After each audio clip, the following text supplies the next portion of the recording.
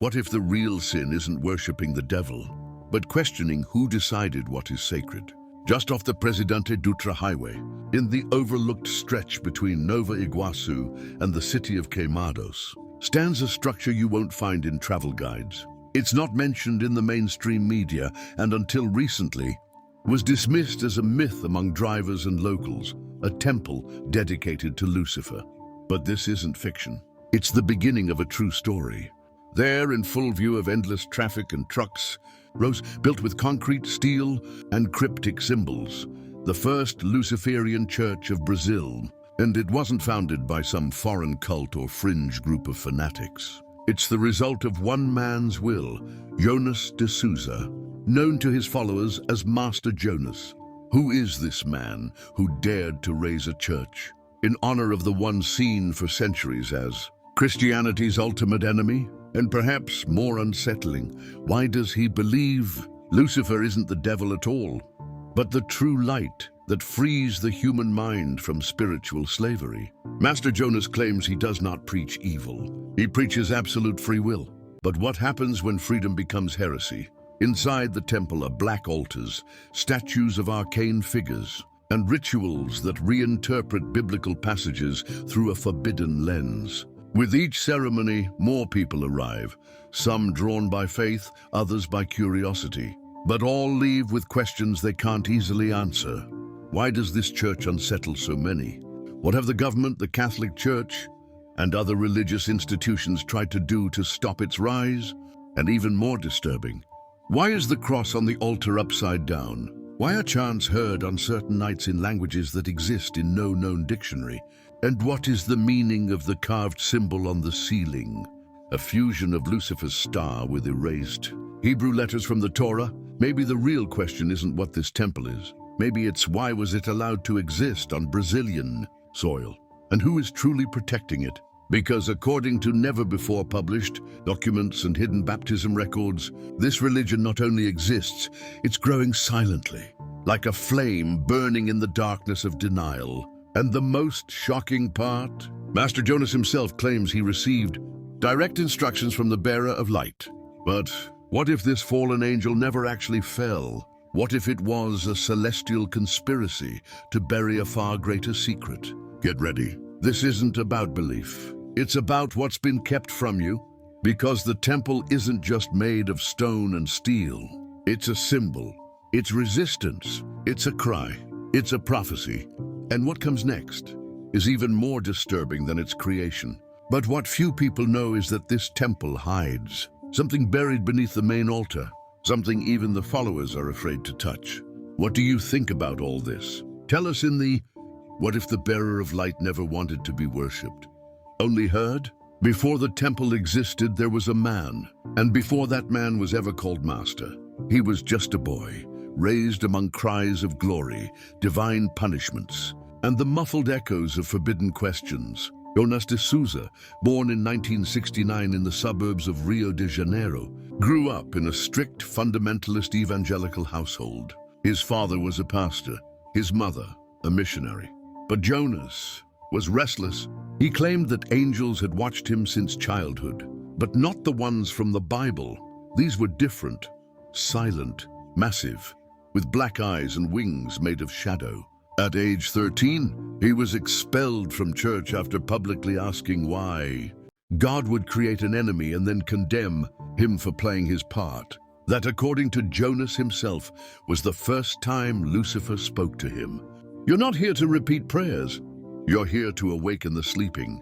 That's what the voice said. By 19, Jonas was deep into the apocryphal Gospels. He discovered Enoch.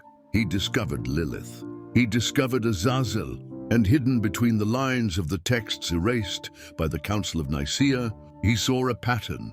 In his private notes, Jonas claimed there was a version of creation where Lucifer wasn't a rebel, but the first sacrifice made by a god who needed an adversary for free will to exist. In one of his recorded sermons from the early 2000s, he declared, "Lucifer didn't fall, he was cast down, like a lighthouse thrown into the sea of human ignorance." It was around that time he began sketching the idea for the temple. But he had no money, no support, and he couldn't openly preach his beliefs. He was constantly threatened by local religious groups. Still, he pressed on. He worked as a construction laborer for 12 years. Every cent he saved had one purpose: to build the temple that would reveal to the world the other side of the bearer of light. But why build it on the edge of the Presidente Dutra Highway? And even more unsettling, why does Jonas claim that particular stretch of road is an energy crossing point between realms? There are reports of strange disappearances, shadowy figures moving between trucks, and unexplained phenomena in that area dating back to the 1980s. Could the temple be purely symbolic? Or was it built exactly where it had to be, a hidden between the visible world and the unseen? According to internal records from the church itself, certain rituals performed that cannot be done anywhere else in the country, or they risk a rupture in the veil. And in the last 5 years, a mysterious figure has begun appearing at the temple during specific hours, never caught on film, never identified. Witnesses say he carries an ancient grimoire and speaks in a language even Jonas doesn't fully understand. Who is this presence, and what is it seeking? One silent night, a security camera recorded something impossible. A winged figure walking across the temple's roof before vanishing into thin air. If this resonated with you, like this video and help spread the word. What if the real blasphemy isn't worshipping Lucifer, but understanding his language? The temple off the Dutra Highway isn't just made of concrete. It's a stage, it's a portal, and it's the place where rituals are performed. The kind traditional religions pretend don't exist. At the entrance, carved in stone, are the words, "Non serviam et liberabo." I will not serve, and I will set free. There, Sundays are different. No shouting pastors, no promises of prosperity. There is silence, candles, chants in subterranean, voices that echo through the halls as if the very walls remember. Instead of open Bibles, there are ancient grimoires. And at the center of the black altar, a sunken altar, hidden beneath the surface, rests an unknown symbol that merges Sumerian characters with warped Hebrew engravings. Jonas calls it the Seal of Revelation. This is where the so-called spiritual deprogramming rituals are held. Here, initiates renounce the biblical God, not out of hate, but by choice. According to Jonas, it's the moment when the soul begins to think with its own light. But what actually happens during these rituals? According to former members who asked to remain anonymous, participants undergo a ceremony lasting between 66 and 144 minutes.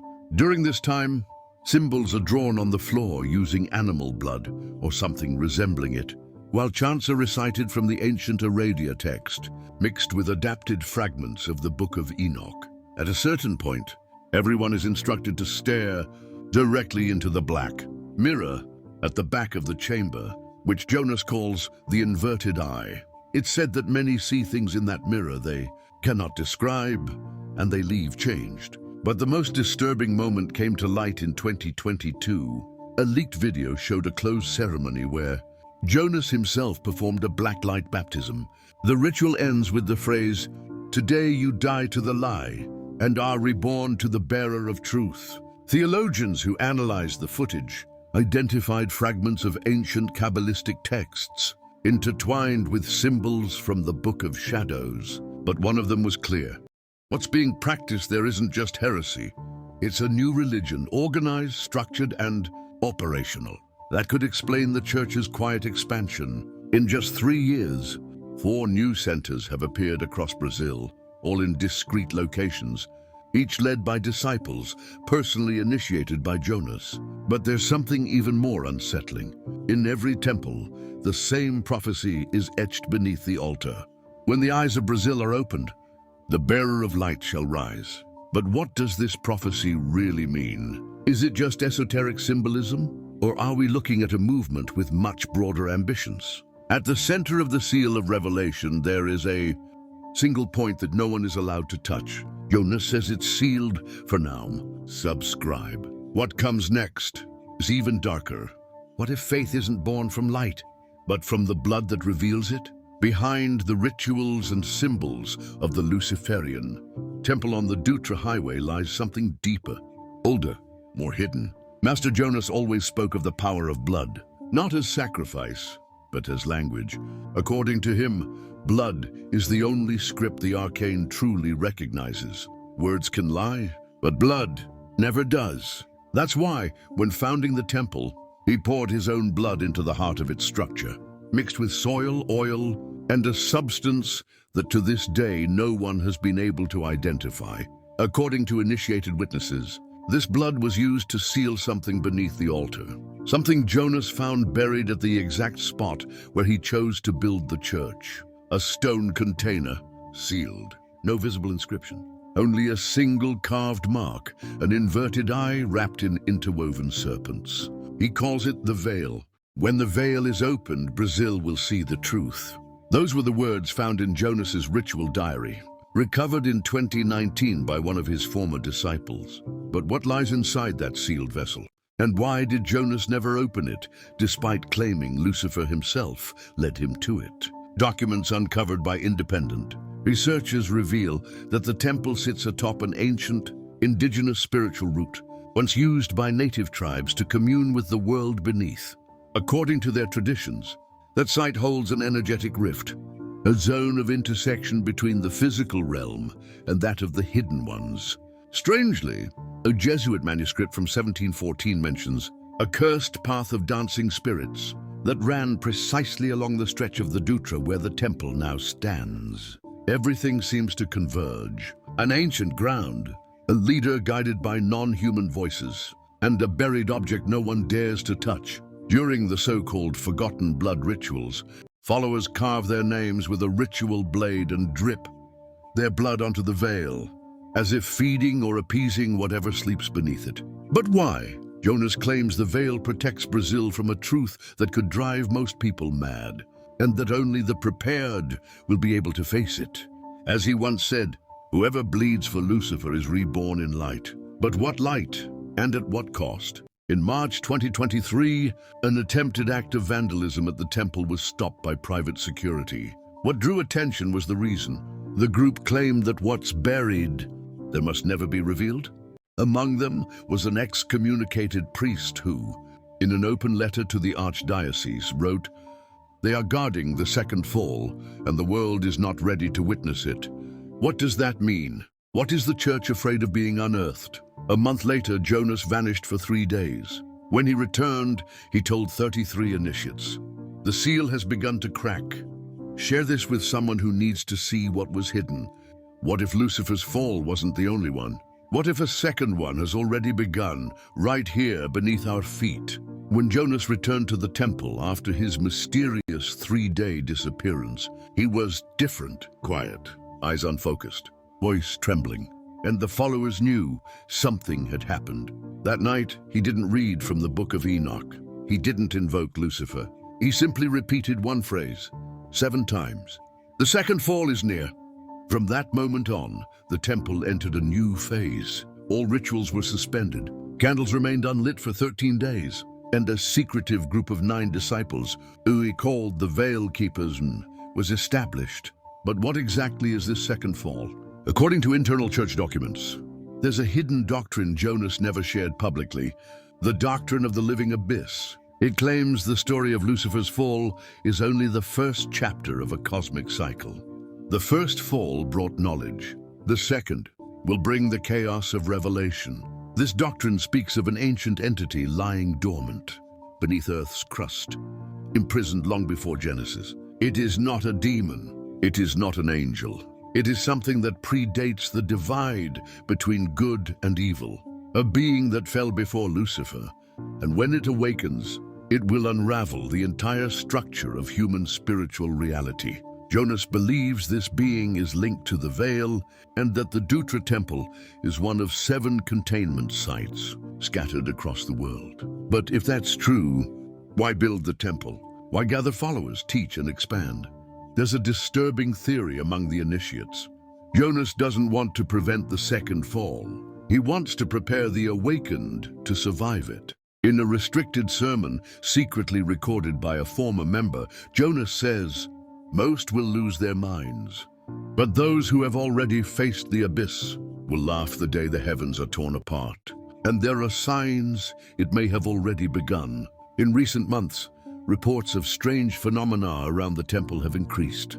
Sudden blackouts, subterranean sounds picked up by audio equipment, locals reporting identical dreams of faceless eyes and inverted cities. The question is no longer if something will be revealed, but when and why is the phrase second fall carved in distorted Hebrew on the ceiling of the underground chamber, visible only under black light? What is Jonas guarding? Or worse, what is he about to release? During the last eclipse, an amateur seismograph picked up exact tremors beneath the temple, as if something was moving. Have you ever wondered about this? Leave your thoughts in the comments. What if the apocalypse isn't destruction, but a revelation programmed for centuries? Beneath the Dutra temple lies a wall that hasn't been touched by human hands since the day it was built. It stands behind the veil. Etched into it is a prophecy, written in a mixture of archaic Latin, Chaldaic, and Enochian symbols. Jonas calls it the veiled end.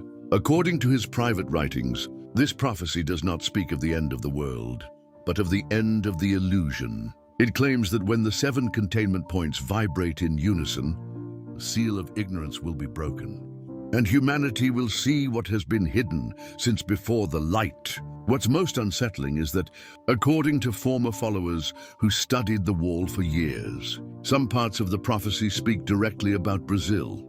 One of the passages reads, "In the south of the new world shall rise the house of the final messenger. He will not carry a cross. He will not carry a sword. He will carry eyes, and with them he will open reverse time." Jonas believes this means the Dutra temple is not just a portal, but the central activation point of a new spiritual cycle, and that Brazil was chosen not by chance, but by design. He identifies himself as the final messenger. But what exactly is reverse time? According to the doctrine of the living abyss, time as we know it is a prison. Linearity, birth, life, death, is an illusion meant to keep consciousness caged. Reverse time refers to the collapse of that illusion, a moment when all incarnations, memories, and lives converge into a single point of pure awareness. And the temple's purpose is to prepare minds capable of surviving that collapse. That's why Jonas insists on deprogramming. Meditations focused on identity erasure, guided visualizations with inverted frequency sound, reverse readings of hidden psalms. He's not just creating believers. He's dismantling the traditional human so that something else can emerge. In the most secretive gatherings, there is open talk of a zero moment, marked by a future solar eclipse that will coincide with an underground activation linked to the veil. This is why, in recent months, religious and political intelligence agents have begun monitoring the temple quietly. Because if the prophecy is accurate, we're not looking at an alternative religion. We're looking at a spiritual operation with a date, a language, and a precise geolocation. But the question remains, why now? And why here? A former disciple exiled from the temple leaked an unreleased letter written by Jonas in 2009. In it, one sentence stood out. "In July 2025, the crack will open. Like this, if any part of it made you feel uncomfortable. What if those chosen to lead the next cycle are already among us, silent, unseen, prepared?" While the media turns a blind eye and official religion condemns it, something quiet is unfolding inside the first Luciferian church of Brazil. A lineage is being formed. They're not priests, not fanatics. They're disciples, called by Jonas the children of the serpent. According to the temple's hidden doctrine, these disciples are the new carriers of inverted gnosis, a wisdom that doesn't shine from the outside in, but burns from within until it dissolves everything imposed by the dominant faith. These followers go through a ritual process of identity breakdown in which they lose their names, their memories, and even their reflection. In secretly recorded ceremonies, disciples can be seen kneeling before a black mirror, but the reflection staring back isn't theirs. Jonas says this is where the true hidden self is revealed. the spark that existed before incarnation, before guilt, before fear. The serpent in Eden did not deceive, it awakened. This phrase is repeated at every private gathering of the children of the serpent. But why are they so important to the greater plan? Jonas believes that when the veil is finally opened, millions will lose their minds. But only 144 of the initiated will be ready to guide the rest through the spiritual crossing. He compares them to the 144,000 of the book of Revelation, but says that version is a distorted echo of the original prophecy. To him, the true chosen ones are not servants of the Lamb, but children of the serpent. In a ritual letter titled Instruction 77, Jonas writes, "The world will be divided between those programmed to serve and those who dared to die before being born." This philosophy has already influenced dozens of underground groups across Brazil. There are informal cells of the church in cities like Belo Horizonte, Campinas, Salvador, and even Brasilia, each led by a veiled guardian personally trained by Jonas. And the most unsettling part, all these cells follow a synchronized agenda, with matching dates, rituals, and readings, as if something is being rehearsed, coordinated, prepared. A shocking revelation came in 2024, when one of the disciples anonymously leaked pages from the Book of the Inverted Trinity. In it, Lucifer is portrayed as the father, the veil as the spirit, and the serpent as the mother. A symbolic reinterpretation of a forbidden Holy Trinity. This isn't just religion. It's a symbolic rewriting of the very spiritual framework of the West. But the question remains, what happens when these disciples finally ascend? What does it truly mean to be ready for reverse time? In the most recent transition ritual, witnesses claimed one of the children of the serpent didn't speak, didn't move, but levitated for 11 seconds in front of the veil, before collapsing unconscious. Subscribe. The truth doesn't stop here. What if Brazil is now writing the scripture that will replace all others? At the back of the temple's library along the Dutra Highway, hidden behind a movable wall marked with Chaldean symbols, there's a room few have ever seen. Inside, sealed in black wax-covered boxes, rests the manuscript most feared by the very foundation of Brazil's religious order, the Brazilian Black Bible. It's a collection of 73 texts, the same number of books in the Catholic Bible, all written by Jonas and his disciples over a span of 26 years. But these aren't inverted copies. They are revelations, said to have been dictated during rituals, under altered states of consciousness, allegedly by Lucifer himself and by entities that predate him. The texts span from the origin of existence to the end of linear reality.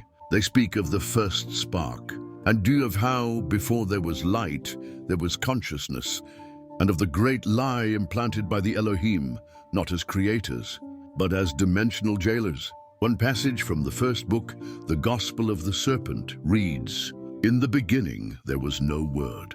There was the silence where all was possible. The word came later, as a shackle disguised as explanation. Independent scholars who've had partial access to the content were left stunned. Entire passages reframe the Gospels through a Luciferian lens, where Jesus is not the Son of God, but an awakened avatar who tried to reveal the truth and was crucified for saying too much." According to Jonas, the Black Bible is the final step before the veil is opened. It contains the last rites, the forbidden names, the symbols that link the 7 hidden churches, and the spiritual formula to break the time matrix. But there's something even more disturbing. Chapter 66 of the manuscript holds what Jonas calls the counter-apocalypse, an alternate version of the Book of Revelation, where 7 portals open not to release evil, but to dismantle celestial hierarchies and liberate the angels themselves. They didn't fall, they were imprisoned. The entire world is inverted. True hell is obedience. Counter-apocalypse, Ecok 7 verse 13. This scripture is now being translated and digitized in secret. The goal, to release the full text on the predicted opening date of the crack July 2025. But if that happens, what will become of Christianity in Brazil? And why do most churches pretend this temple doesn't even exist? Behind the scenes, theologians and national security analysts admit the contents of the Black Bible are potentially destabilizing to the current spiritual order. And one detail haunts everyone studying the temple. The first book of the Black Bible opens just like Genesis, but with one key difference. In place of God is the name Azazel. On the final page of the manuscript, one cryptic phrase is written in invisible ink, only revealed through ritual heat. The final word will be written in flesh, not in ink. Tag someone who would dare to watch this through to the end. What if the world as we know it is trapped between two veils, and one of them is about to tear? Since the founding of the first Luciferian Church of Brazil, everything has pointed toward a single moment, a specific day, a specific hour, a precise vibration that Jonas called the time of the rift. According to his own manuscripts, the ritual of the rift will be the most important event in Brazil's spiritual history. It won't bring a new belief. It will bring the collapse of belief itself. In the book of Jonas, part 5, one passage describes the event in chilling detail. The rift will open when the seal cracks on the day hidden beneath the eclipse. The earth will tremble 7 times, and all eyes will turn inward. Those who look outward will go mad. Those who look within will awaken. But what exactly is the rift? According to the temple's doctrine, it is a vibrational rupture in the veil of spiritual reality, a moment when the illusion of linear time will be suspended, and the living will see what only the dead have seen. Jonas claims the ritual of the rift can only be performed at the Dutra temple, because it stands above an ancient energy axis known as the serpent's navel, a forgotten power line connecting Brazil, Egypt, Ethiopia, and Tibet. During the ritual, 7 disciples from the children of the serpent will take their places around the veil. They will wear black robes inscribed with dried blood, each carrying fragments of the Brazilian Black Bible. At the center, Jonas will lead the opening, but his most shocking claim is what follows. Those who remain conscious after the opening will see the arcane, but the unprepared will see their true faces and go insane. In a hidden interview recorded by an undercover documentarian, Jonas said, "The veil does not hide hell. It hides the origin. When the rift opens, every human will see what came before Adam. And there are signs the date is already set. July 21st, 2025. And daily during the early hours of the partial eclipse that will pass over Brazil. What will take place? Chants in Enochian language, vibrational alignment of the Church's 7 hidden nuclei, be simultaneous reading of the counter-apocalypse in all temples, and according to internal documents, the sacrifice of something called the primary identity. No one knows what that means. But there are suspicions that one of the disciples will undergo a ritual of ancestral ego extermination, an irreversible psycho-spiritual process. And more, sources close to the temple claim that federal police have been alerted to the date, but so far, no action has been taken. It all feels like a shadow game, where no one wants to acknowledge what they cannot explain. Because if the ritual of the rift happens, what will remain of faith? What will remain of the idea of salvation? And above all, who will remain within themselves after looking beyond the veil? At the altar of the temple, a new golden inscription now reads, "What has been seen cannot be unseen." What if Lucifer was never the enemy, but the final key to escaping the divine prison? July 2025. At exactly 1:13 a.m., something happened inside the Dutra temple. The external cameras went dark. Blocks in the surrounding neighborhood froze for exactly 66 seconds. Nearby transmission towers recorded unexplained surges. And according to those inside the temple, the veil moved. Jonas didn't speak. He didn't smile. He didn't cry. He simply fell to his knees before the altar and whispered, "The rift is open now. It's up to them." But who are they? After the rift ritual, everything changed. The children of the serpent vanished from public life. The temple's online presence was erased. All documents were collected and sealed. The temple itself still stands, silent, but not the same. Passers-by report a heat that rises from beneath the ground, lights with no source, and on certain nights, sounds that don't belong to the human world. A former disciple leaked what he claimed to be the final page of the Black Bible. When the world realizes it's been worshipping the jailer, it will be too late to escape. But those who cross the rift no longer live under time, guilt, or death. The mystery now isn't the temple, it's the silence that came after the awakening. Master Jonas vanished. Some say he left the country. Others claim he transcended. But there are those who believe he's still down there, in the underground chamber, sitting before the veil, waiting. Because there's one final revelation. The rift was just the beginning. According to the final codex, the process is now collective. The shift won't come through a church. It will come through all who can see beyond language, beyond dogma, beyond artificial light.